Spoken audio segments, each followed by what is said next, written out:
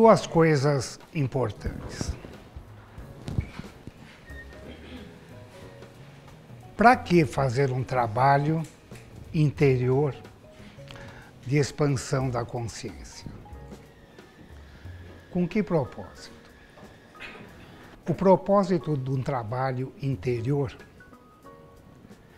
é que cada um se torne dono de si mesmo. Esse deve ser o maior propósito de um ser humano. Tornar-se dono de si mesmo. Mas aí vem uma pergunta: quais são os obstáculos? O que impede que eu seja dono de mim mesmo?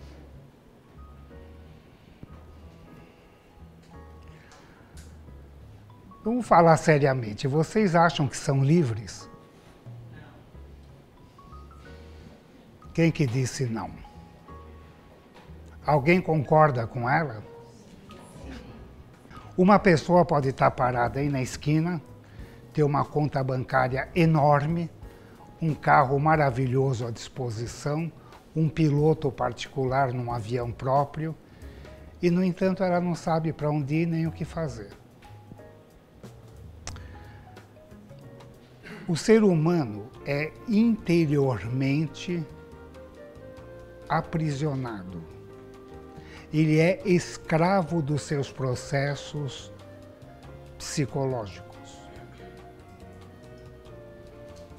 O que impede ele de ser livre é essa escravidão que ele carrega. Algo muito importante que eu vou passar daqui a pouco para vocês, uns livros bem recomendáveis, é que na escala cósmica, aquela escala musical que eu citei, existe no início da criação, ali existe uma energia que sujeita a vida, a existência ali, a 3 leis. No outro padrão, um pouco mais abaixo, há 6 leis.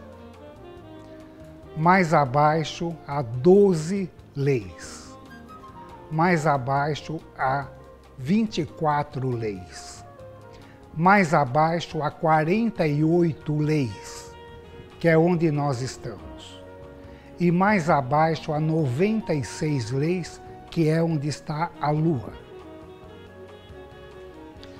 Ou seja, nós estamos sujeitos a 43 leis, interiormente.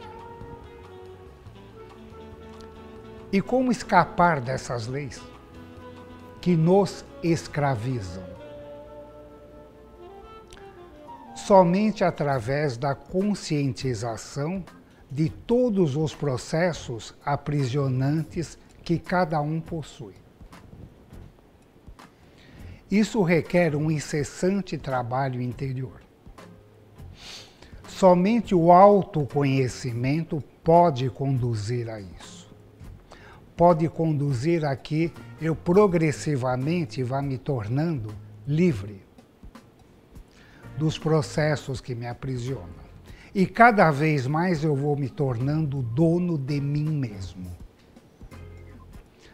Até chegar a um ponto onde, Bezat Hashem, se for possível, eu posso ser um homem realmente livre, totalmente livre. A liberdade não é exterior, a liberdade é interior. Em abril do ano passado, eu editei um livro, que é este aqui, que se chama Degraus da Consciência. Quem ainda não o tem, se o quiser adquirir, estará aqui à venda por R$ 35. Aqui eu dou um exemplo, inclusive, da metáfora por exemplo, da escravidão dos hebreus no Egito.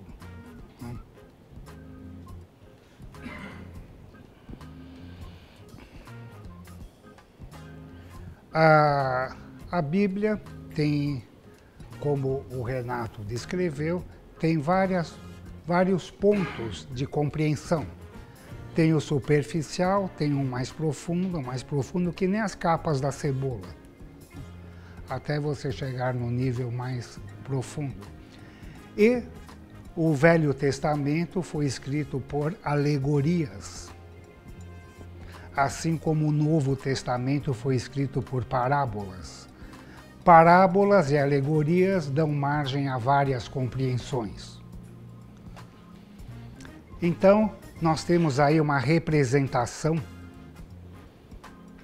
dos hebreus escravos no Egito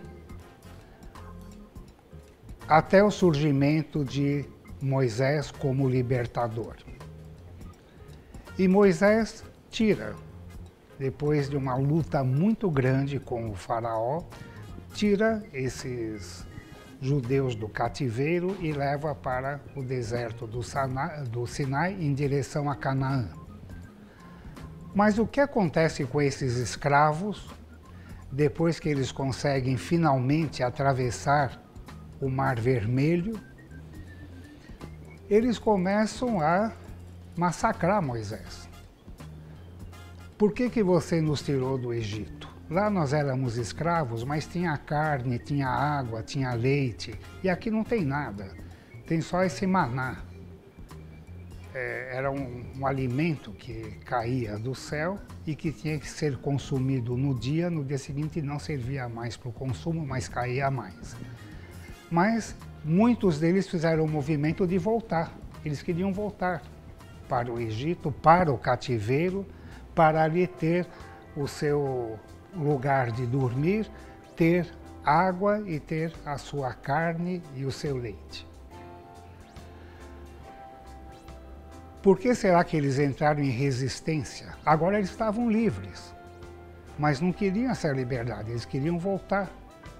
Aí fica flagrante que quando um ser humano é prisioneiro, como nós, e começa uma caminhada em direção à liberdade, as resistências começam a se manifestar.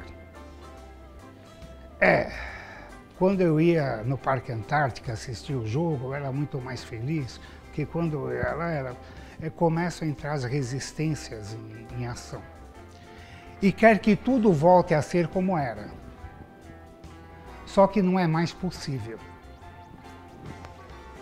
Como eu disse, esse é um caminho sem volta. Mas essa é uma alegoria para vocês compreenderem as resistências. Quando uma pessoa começa a desfrutar da liberdade. Nós temos que trabalhar exaustivamente os nossos processos aprisionantes interiores para que possamos, através da conscientização deles, nos libertar progressivamente dessas 48 leis. Progressivamente essas leis vão reduzindo. 40, 38, 35, 32, até que eu progressivamente começo a me tornar dono de mim mesmo, um homem livre, totalmente livre, sem nenhum tipo de prisão, de paixões, de quereres, de ter muito dinheiro, de ter carros, de ter fazendas, de ter um monte de besteira que aprisiona o ser humano aqui, que entrou nesse mundo nu e sem nada e vai sair nu e sem nada. Mas essa trajetória é uma oportunidade, a vida é uma oportunidade extraordinária para a nossa libertação e evolução. E as pessoas não se dão conta do presente gratuito que elas ganharam, que é a vida. Embora nós tenhamos que pagar pela existência, fazendo um trabalho interior. mas é o propósito. É assim que nós podemos chegar a Da'at, aquela sefirá invisível que vocês viram aqui na árvore da vida. É regressar a Da'at, pleno de consciência e livre.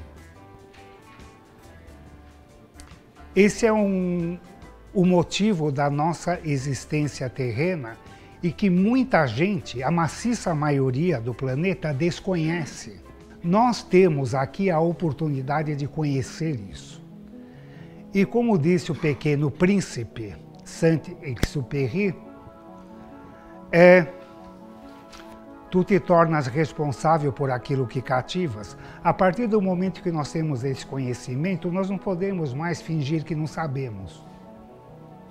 Então nós temos que trabalhar interiormente. E como dizia Dom Juan Matos, o mestre de Castanheda, o homem não nasceu para o trabalho da mula, mas ele nasceu para trabalhar interiormente. Então nós temos que trabalhar interiormente. Temos que nos libertar dessas leis que nos escravizam. E a única forma é conscientização, é se conscientizando, se tornando cada vez mais consciente de si mesmo. Essa é a nossa busca, esse é o nosso trabalho. E essa é a verdadeira meta da existência terrena. Eu gostaria que vocês perseverassem para que cada um experienciasse em si mesmo o que eu estou falando. Porque o que eu estou falando é informação intelectual. Mas eu quero que cada um experiencie em si essa possibilidade progressiva de se libertar dessas leis aprisionantes e começar a ser uma pessoa livre e dona de si mesma. Dono de si mesmo, tanto faz eu estar almoçando no fazano, quanto eu estar comendo um sanduíche no bar da esquina, não tem muita diferença. É tudo que tem, é tudo besteira, porque nós vivemos e fomos criados numa sociedade de consumo capitalista, onde os bens são muito valorizados. Faz parte, você pode até andar de Rolls Royce, mas entenda que aquilo é uma condução, aquilo não é um bem de apego. Os apegos que o ser humano tem, o ser humano, como também dizia o Dom Juan Matos, alguém leu alguma coisa do Castanheda? O mestre dele, o Dom Juan Matos, ele dizia que uma pessoa tem uma camisa velha, mas ela, para dar essa camisa, ela reluta, fala, mas ainda pode ser boa, quem sabe um dia eu vou lavar o carro, posso pôr, quem sabe um dia me convidam para jogar bola, eu ponho. O ser humano, ele tem apegos absurdos, ele está agarrado com um monte de lixo, um monte de besteira. Nós temos que começar a nos limpar, a nos libertar disso. Você pode morar numa mansão e ter um Rolls Royce. Não é essa a questão. O Osho, por exemplo, tinha não sei quantos Rolls Royce, mas ele gostava de dirigir aquilo lá, depois ele deixava em qualquer canto aí. Mas é compreender esse sentido da existência. Essa posição é a posição egípcia da meditação. Então, as pernas aí ficarem em paralelo, os pés plantados no chão em paralelo, a coluna ereta sem rigidez, bem solta, mas ereta, e a mão direita dentro da mão esquerda, e os polegares unidos.